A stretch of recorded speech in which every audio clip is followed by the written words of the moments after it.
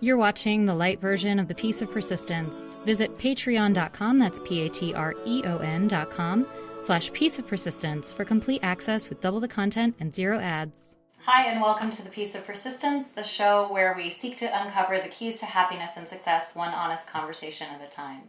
I'm your host, Abigail Wright, and I'm here with my friend Tommy Wazelle today. I've known Tommy for several years from some really great singing gigs, including just about every summer we get to do the opera and pretty much live upstate together. Not together, but in the same choir at Bard Summerscape doing the opera. It's a really great place to spend your summers. Tommy has been enjoying Peg+Cat now. He's done 2 seasons so far as the operatic voice of Pig. It's an Emmy award-winning PBS Kids animated series, and it's really fantastic. Again, it's called Peg+Cat. I actually kind of love watching it. Peg+Cat. Thank you. He's also an accomplished oratorio and operatic singer as well, and he's been all around the world singing from all over Israel to Tulsa to Nevada to Indianapolis and back to Carnegie Hall. He's also a member of Actors Equity Association, and he's done leading roles in shows such as The Who's Tommy, South Pacific, Ragtime, The Assassins, Titanic, Phantom of the Opera. I'm probably forgetting something. The Rothschilds. It's an amazing, impressive list. He's also dedicated to the development of new works, and he most notably performed with American opera projects as Paul, the title role in Paul's Case, and it was a role that was specifically designed for his voice. And he also sang the premiere of Stephen Schwartz's Seance on a Wet Afternoon as Mr. Bennett. He has been on television, radio, in recordings, on a movie soundtrack, and on an Italian cruise ship, which I'm really curious to hear about. He has degrees. He has bachelor's in trumpet performance and musical composition, and he has a master's in voice performance. And he's from Northwest Arkansas, and he and his wife now live on Manhattan's Upper West Side with their 2 children. Tommy, I'm so glad to have you here today. Good to be here. Thank you for inviting us. Yeah. So did you always know that you wanted to perform? If so, how did that look for you growing up? It's not that I was thinking, oh, I want to be a singer, or this is what I see doing when I'm enter adulthood, or anything like that. The music was just a part of my life growing up. My parents met in choir in college, so I guess I was destined to do something musical because it was always in the house. My mom sang, played piano, taught music. She was a choir director. My dad was a band director for a while. He played saxophone, and he played guitar and sang. And so there was always music. Yeah. And I sang in choir when I was a kid and did some community theater. I was Oliver and Oliver one time. That was a lot of fun. And I also began playing trumpet in the 5th grade.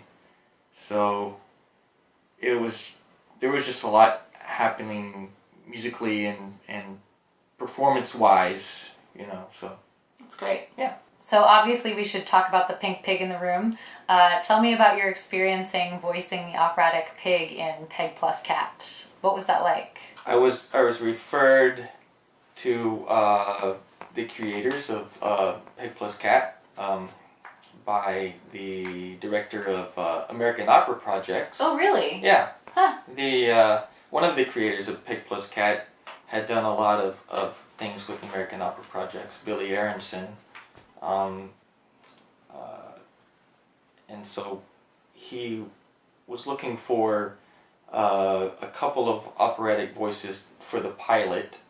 He's looking for the pig, and he was looking for the cow. And so he was asking around, asked the director of AOP, Charles Jardin, and Charles referred him to me and my friend Matthew Curran, who's a bass. Yeah. And we had both done a lot of things with AOP. And so we went in and did the pilot, and they liked us and decided to keep us whenever the Fred Rogers company picked us up. So. And what was it like for you as a voiceover artist? What did you enjoy the experience of doing that? Oh yeah, I never know what's the next thing is gonna be. You know, what is Pig gonna do next? They send me a PDF of the script, and all my parts are highlighted, and they send me a demo with the composer and some demo voices, you know, doing all the characters. So they'll send me the complete show. The music's already done. Wow. So they'll have demo voices, and my demo voice is usually the composer doing like I'm the pig man, Sure. like the stereotypical I'm gonna sing in an opera tenor, you know. Oh really? And the pig only sings, so I have to listen to this demo voice and then recreate basically what they do, and I do it my own way in the pig style, but you know, very like legit singing. But the pig has this like kind of an opera tenory, little bit schlocky, fun kind of, you know. It's gotta be fun for the kids, and the show's, there's a lot of humor in the show, and Pig has a lot of life, so he's kind of a larger than life character. Yeah. When he does sing, it's like all of a sudden he's excited about something, and he bursts out into song about triangles. He loves triangles. Yeah. Other times he'll just sit there and look cute. I would say most of the time he just stands there and stands around looking cute, you know, blinking his eyes with this blank look on his face. Is that pretty much what you do too? Usually, yeah. I would say a lot of times I just kind of observe the room, and you know, nobody knows what I'm really thinking. And yeah, so you scoot with your kids, and every time I see you, you're carrying a scooter. You play soccer, you play tennis. You're very active. Have you always been that way? And is it something that you think attributes to your well-being? Absolutely. My mom was my soccer coach when I was a kid. Oh wow. My mom played soccer. My dad played baseball. I played baseball. I played soccer. I ran track. I played basketball. I played football for a hot second. That didn't really work. Different body type, maybe. Right. So yeah, just a lot of sports, a lot of activity, a lot of running around the yard. That's one thing that I wish my kids had more of out here. It's hard, is that they can't just go out in the yard, you know. Which I guess is why you scoot with them everywhere. Yeah, I mean that's an activity for them. You know, we try to run around the playground. We ride the scooters together. We were flying kites yesterday, running around. That's great. We take them to Super Soccer Stars. When I go to Bard, I try to play tennis. You know, I'm terrible at tennis, but it's a challenge to overcome. There you go. Right. I'm sure Sean appreciates it. Yeah, but I just feel better when I'm active. You know, don't feel like a couch potato. Just like it's when I'm not active, I kind of feel really low energy and blah. In terms of happiness, have you always been pretty content in your life, or was it something you had to learn? It's kind of both. There's so much to be happy about. Just being alive. I mean, just something as simple as that,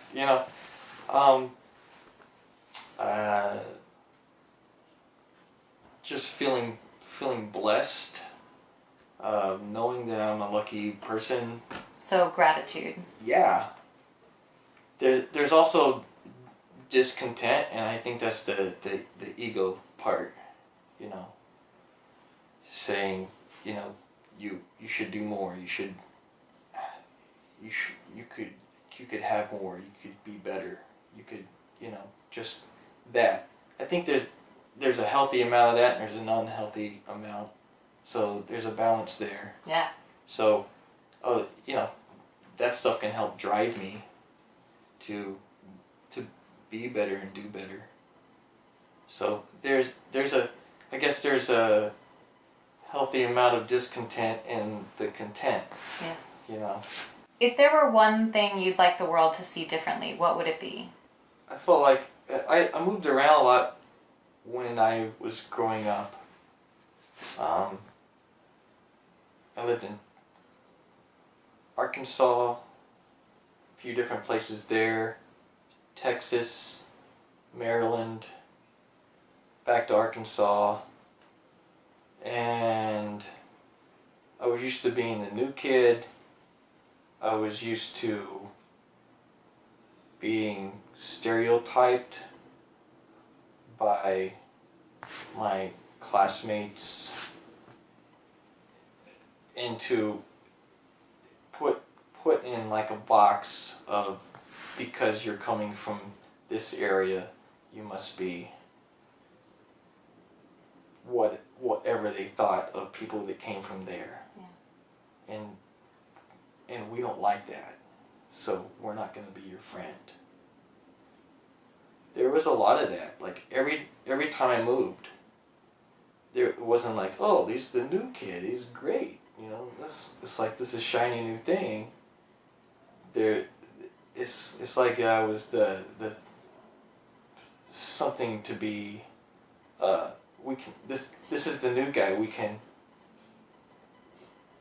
He's the new person that we can pick on, or